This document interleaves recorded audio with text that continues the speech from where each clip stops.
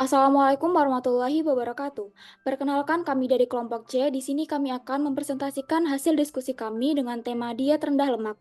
Sebelumnya, izin memperkenalkan anggota dari kelompok kami yaitu R. Dwi Sartika dengan NIM 236130121, dengan saya sendiri Laura Putri Amelia dengan NIM 236130222, kemudian Syaira Banu Azahra 2361303 dan Muhammad Alvin Hidayat dengan NIM 2361304.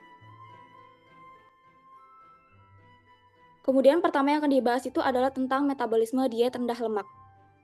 Ketika seseorang sedang menjalani diet rendah lemak, maka ia tetap mengonsumsi karbohidrat secara normal, hanya saja mengurangi jumlah lemak yang dikonsumsinya, sehingga tahap awal metabolismenya adalah metabolisme karbohidrat. Glukosa akan diubah menjadi energi berupa ATP. Jika sumber glukosa berlebihan, maka glukosa tidak dipecah, akan tetapi dirangkai menjadi polimer glukosa atau disebut glikogen. Tetapi, jika kapasitas penyimpanan glikogen sudah penuh, maka karbohidrat harus dikonversi menjadi jaringan lipid sebagai cadangan energi jangka panjang. Glukosa digunakan sebagai sumber untuk membentuk gugus gliserol pada triasilgliserol yang disimpan di jaringan adiposa. Triasilgliserol terbentuk dari gliserol 3-fosfat dan 3-asil-CoA. Asil-CoA didapatkan dari sintesis asam lemak atau dari makanan lemak yang dikonsumsi. Sedangkan gliserol 3-fosfat dapat dibentuk di hati dengan gliserol dan dapat juga dibentuk oleh jaringan adiposa dengan glukosa. Sehingga ketika pasien sudah mengurangi asupan lemak tetapi masih mengonsumsi karbohidrat atau sumber kalori, maka tetap akan terbentuk trigliserida.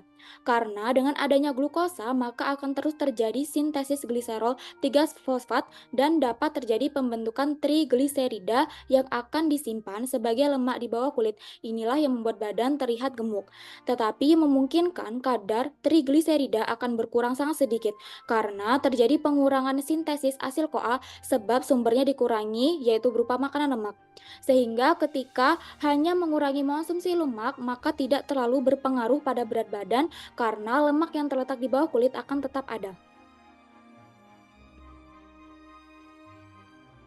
Mengenai tentang diet rendah lemak, berikut beberapa pemikiran mengenai hal tersebut. 1. Efektivitas diet rendah lemak. Diet rendah lemak memang dapat efektif untuk menurunkan berat badan dalam jangka pendek. Namun, efektivitasnya dalam jangka panjang masih diperdebatkan. Beberapa penelitian menunjukkan bahwa diet rendah lemak tidak lebih efektif dibandingkan diet lainnya untuk penurunan berat badan jangka panjang. Yang kedua, kualitas karbohidrat. Salah satu masalah dengan promosi diet rendah lemak adalah banyak produk rendah lemak yang dipasarkan justru tinggi gula dan karbohidrat olahan. Konsumsi berlebihan karbohidrat sederhana dan gula dapat menyebabkan lonjakan insulin yang mendorong penyimpanan lemak. Yang ketiga, keseimbangan nutrisi. Diet yang terlalu fokus pada pengurangan lemak dapat mengabaikan pentingnya nutrisi lain seperti protein dan lemak sehat yang penting untuk kesehatan optimal. Yang keempat, faktor gaya hidup.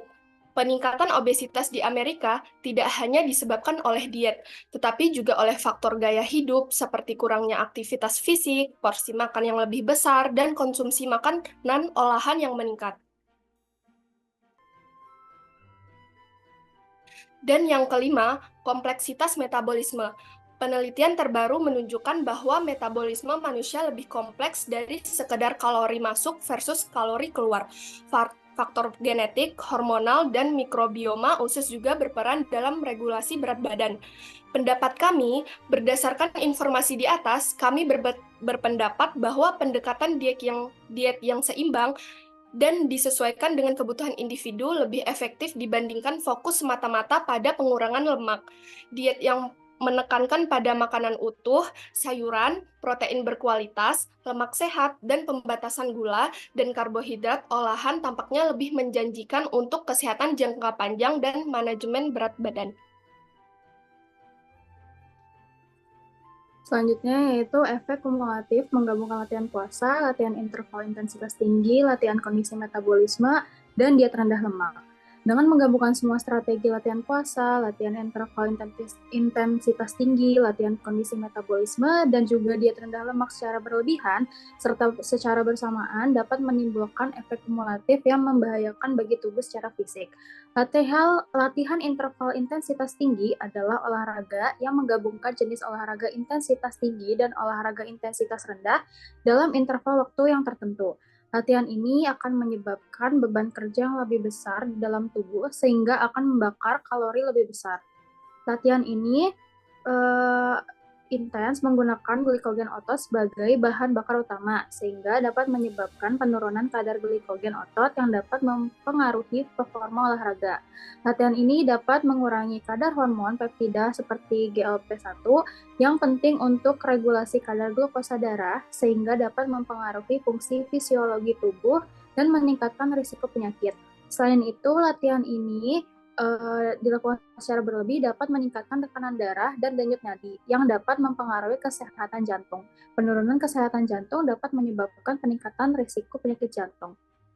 Serta latihan kondisi metabolisme jika dibarengi dengan latihan puasa dapat meningkatkan pembakaran lemak, ketahanan, dan sensitivitas insulin. Namun, juga dapat menambah stres fisiologis, meningkatkan risiko kehilangan massa otot, dan menambah kadar hormon stres. Oleh karena itu, perlu dilakukan dengan hati-hati dan diimbangi dengan pemulihan serta nutrisi yang memadai. Efek kumulatif menggabungkan latihan puasa, latihan interval intensitas tinggi, latihan kondisi metabolisme, dan diet rendah lemak. Bahaya diet rendah lemak yang berlebih jika digabungkan dengan latihan interval intensitas tinggi, latihan metabolisme, dan latihan puasa, yaitu dapat menyebabkan malnutrisi, yaitu kondisi ketika terjadi ketidakseimbangan nutrisi di dalam tubuh. Kondisi ini dapat membuat seseorang cenderung mudah lelah, mengalami rambut rontok, dan lain sebagainya. Dalam jangka panjang, malnutrisi juga bisa menyebabkan berbagai masalah kesehatan, seperti anemia dan osteoporosis. Dari hal tersebut bisa mempengaruhi kerja sistem imun tubuh dalam melawan berbagai infeksi patogen. Akibatnya, tubuh menjadi lebih rentan terserang penyakit. Kita memiliki membran sel yang dimana tersusun oleh dua lapisan asam lemak. Kadar asam lemak pada membran sel dipengaruhi oleh kadar lemak dalam serum, sehingga kandungan lemak dalam makanan akan mempengaruhi membran sel. Akibat hal tersebut, keadaan membran sel pada sel imunokomten akan berpengaruh pada respon imun. Kolesterol dan asam lemak pada membran sel mempengaruhi kecairan membran sel tubuh kita. Tingkat kecairan membran sel sangat penting untuk perpindahan molekul fosfolipid dari sebelah dalam ke sebelah luar. Apabila asam lemak mengalami defisiensi dalam sel tubuh, maka mempengaruhi respon imun terhadap antigen, bakteri, virus, dan parasit. Sekian, terima kasih dari kelompok kami. Assalamualaikum warahmatullahi wabarakatuh.